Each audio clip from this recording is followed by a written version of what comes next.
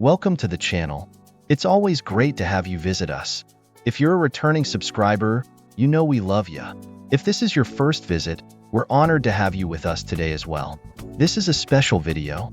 Larry's been testing many different biscuit recipes to develop one that works well in the air fryer. This one just might be it. Time after time, this one has baked up flawlessly. So now, let's get into the video. Hello everybody and welcome to the channel.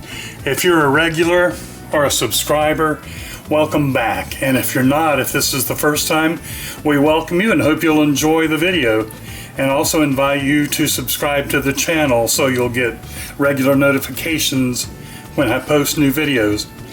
I'm going to make a video today that's a real fun one that'll be kind of quick and one that's easy to prepare, but the results are excellent. To be honest with you, I've tried and worked for almost a year to find a real good recipe for biscuits in the air fryer, because you don't have to preheat the oven, heat up your house, and cause all kinds of turmoil. So I finally, through trial and error and through watching the videos that others have posted, have put together what I think is a really good recipe, and it comes out good every time. So let's get started. First of all, we're going to start with 1 cup of self-rising flour. Now, this recipe is not going to make very many biscuits because it's only using 1 cup of flour.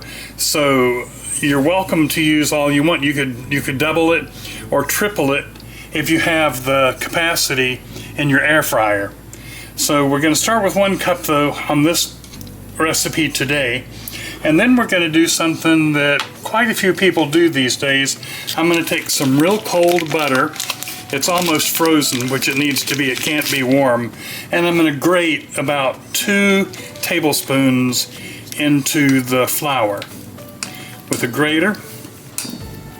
That allows you to mix it and get it mixed up in the flour evenly better than any other way, including using a pastry cutter. Okay, there's a couple tablespoons grated into there, and then I'm going to use the handle of the spoon, and I'm going to stir until we get that mixed up in there. At this point, because we don't have any liquid, it's not real critical on how much we stir it, because you're not going to release the glutens with it being dry. So stir that around and get the butter all mixed up. If you want, you can also grab it with your hands and mash it between your fingers. A lot of people do that, but I find it's not necessary. So keep mixing it and stir it around until it becomes kind of a sandy, gravelly kind of consistency. And then you're ready for the next step. Okay. Can you see how that is? The next thing we're going to do is, the recipe calls for a 1/2 cup of milk. I'm going to use buttermilk because I prefer the taste of buttermilk. And with a 1/2 cup, use a scant 1/2 cup. I use 1/4 of a cup and then about 2/3 of a second fourth, if that makes any sense. Anyway, it's not quite a 1/2 cup. I'm going to pour it into the well. Now this does become critical that we not stir the heck out of this. All we're going to do is use the handle of the spoon and just begin to move it around to where the flour slowly soaks up the buttermilk or the regular milk, if that's what you're using. Or you could use soy milk or almond milk or whatever you normally use. And let's get that mixed around. I'm going to mix it up and kind of let it sit for a few minutes so it absorbs, and then I'll be back. It's been sitting, and I've been stirring it a little here and there for about 5 minutes, and you can see it's pretty much absorbed the buttermilk, but there's still some bit of dry flour in the bottom.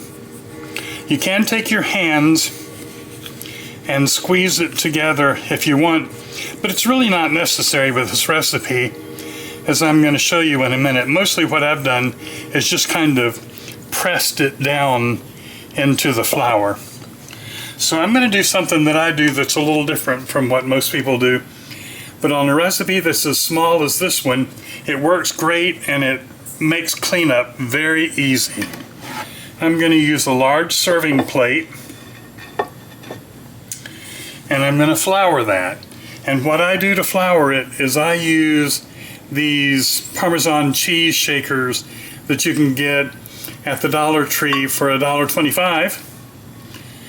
And I use them so I don't have to keep putting my hands in the flour. It's easier to control and there's a lot less waste.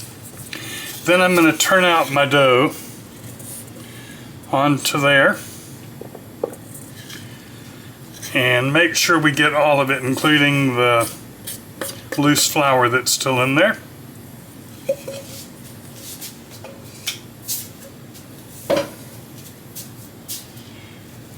Then we're going to start shaping this. Let's put some flour on top of it. And let's begin to shape it into a ball.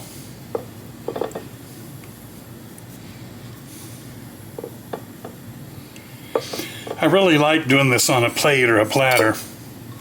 It makes a lot of sense, and frankly I've never seen anybody else do it. So it's probably not a great idea, but it is to me. Let me know in the comments if you try it and you like it, or if you try it and you don't like it. Now it's important that you fold this over and reflatten it several times. That's what makes the biscuits flaky. And every time you roll it over and have a layer of flour in there, that's what gives it another flake layer. This dough is very dry, so it's not sticky. You can see it barely sticks to your hands. And you'd think doing it in the air fryer that you'd want it to be real moist, but it's not necessary. Okay. You can use a rolling pin if you want to, but here again I don't find that necessary with this recipe. I flatten it out by hand, and you don't want it too thick, about maybe 3/4 of an inch thick.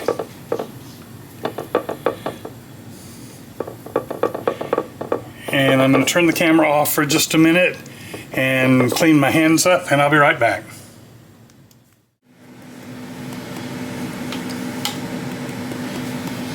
Make sure you're using self-rising flour for this recipe. I said that at the beginning, but I didn't emphasize it. Regular flour won't work unless you doctor it up with baking powder and salt and the other things that are automatically in self-rising flour. So best to use self-rising, and the results will be real good. I'm using a Fat Daddy-O pan. I believe it's a 6-inch pan. I'll have a link to it in the description below if you want to purchase one. The Fat Daddy-O is the best. I'm going to spray it with some butter flavored spray. It's just the cheap stuff from Aldi, but it works great. And you don't have to use a pan. You can spray the rack in the air fryer and put them right on the bottom of the air fryer drawer, and it works just fine. I just prefer to use the little pan because they fit so well, and it's easier to get out once they're cooked. Let's cut these, and when we cut them, we're going to push straight down and not twist. If you twist, you change the chemistry of the edge of them, and they're not likely to rise as well as they will if you don't twist it. There's 1, 2,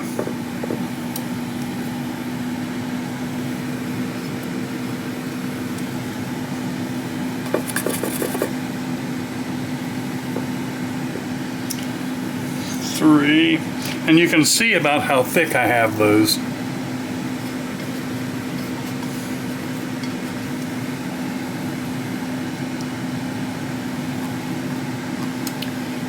4,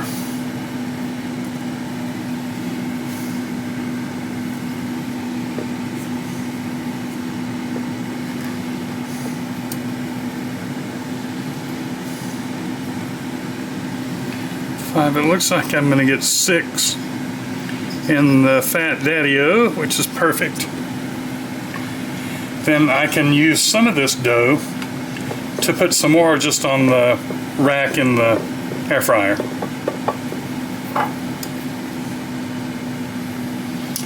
If I choose to.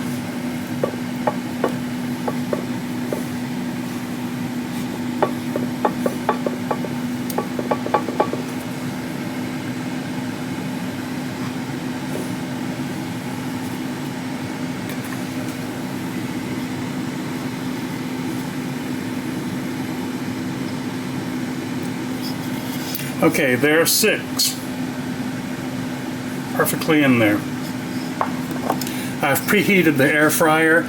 We're going to cook them for 18 minutes, actually for 13 minutes, on 350 degrees.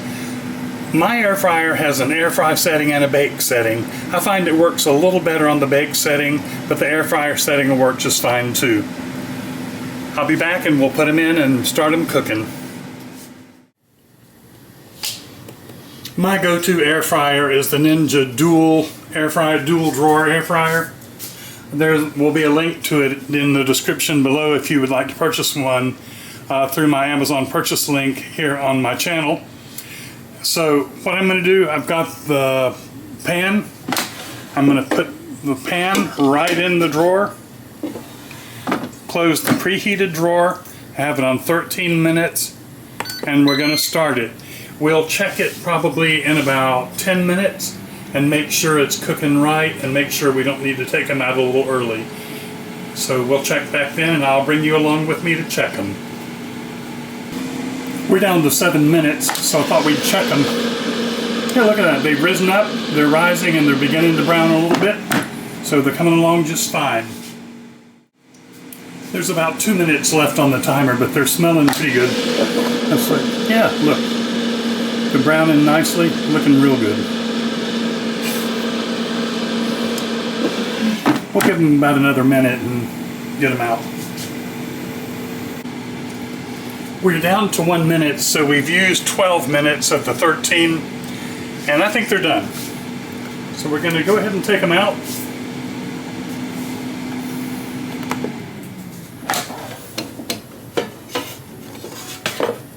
Look at that, how pretty they are. And we're going to take them out, and then I'll be right back and we'll plate them up. As always, they came out very good. Look great. Let's put one over on our plate and dissect it and see what it looks like. Look how nice and flaky and puffy they are. They rose up just perfectly. I use White Lilly flour, by the way. I think it's the best. Let's open that up and put a little butter on it. I'm working towards tasting it. There's a little butter on that one. Of course, you can put jelly or syrup or anything else you want on them too. They look really good and they smell amazing. Let me give a taste. I know it's going to be good. I've been testing these for about a year. Real good. Flaky and crusty on the outside and nice and soft, but perfectly done on the inside. If you're fixing a few biscuits, like this made, what did we say, 6 for a person or 2 for breakfast or anytime, you can do this real quick and real easy, as you've seen. You could also add a little bit of cinnamon and sugar to these and make some cinnamon, maybe a few raisins, and make some cinnamon raisin biscuits. Or you could increase the recipe to 2 or 3 times what I've done and cook them on a sheet or in a larger basket in an air fryer. Great recipe. Hope you'll try it and leave comments whether you like it or whether you don't like it. Let us all know, make suggestions. Always glad to get those. We'd also love to have you as a subscriber to the channel. If you haven't already, please do in the information that follows. And as I said, there's a link in the information that follows for the Fat Daddy pan as well as the dual Ninja air fryer and many of the other items that we use here on the channel. Always good to have you. Look forward to the next time we have the next video for you to join us on that too. So take care now. This has been a Larry Under Pressure production. It's always great to have you join us for our videos. A written recipe is printed below along with Amazon purchase links for items Larry uses in these videos. We appreciate your support in making your Amazon purchases through our channel. If you enjoy these sessions, we would appreciate your subscription as well as your sharing and pressing the notification bell icon. These show support for the channel and allow us to get out to more and more visitors. I'm Andrew. Thank you again for visiting us and take care.